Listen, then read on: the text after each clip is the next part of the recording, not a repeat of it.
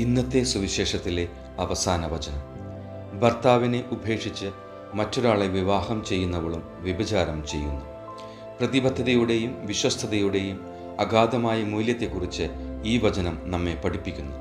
ഏതൊരു ബന്ധത്തിലും, കുടുംബപരമോ സൗഹൃദപരമോ പ്രൊഫഷണലോ ആകട്ടെ, വിശ്വാസവും വിശ്വസ്തതയും അവയുടെ അടിസ്ഥാനമാണെന്ന് ഈ വചനം സൂചിപ്പിക്കുന്നു. നമ്മുടെ പ്രവൃത്തികൾ മറ്റുള്ളവരെ ആഴത്തിൽ സ്വാധീനിക്കുമെന്നും വിശ്വാസം തകർക്കുന്നത് ബന്ധങ്ങളെ ദോഷകരമായി ബാധിക്കുമെന്നും ഈ വചനം നമ്മെ ഓർമ്മിപ്പിക്കുന്നു. എൻ്റെ നല്ല ഈശോയെ, ഞങ്ങളുടെ പ്രതിബദ്ധതകളെ മാനിക്കാനും മറ്റുള്ളവരോട് സത്യസന്ധതയോടെ പെരുമാറാനും വിശ്വാസത്തിലും സ്നേഹത്തിലും വേരൂന്നിയ ഒരു സമൂഹം കെട്ടിപ്പടുക്കാനും എന്നെ പഠിപ്പിക്കണമേ.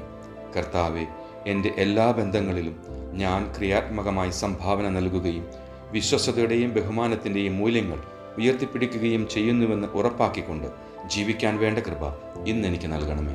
പിതാവിൻ്റെയും പുത്രൻ്റെയും പരിശുദ്ധാത്മാവിൻ്റെയും നാമത്തിൽ ആമേൻ.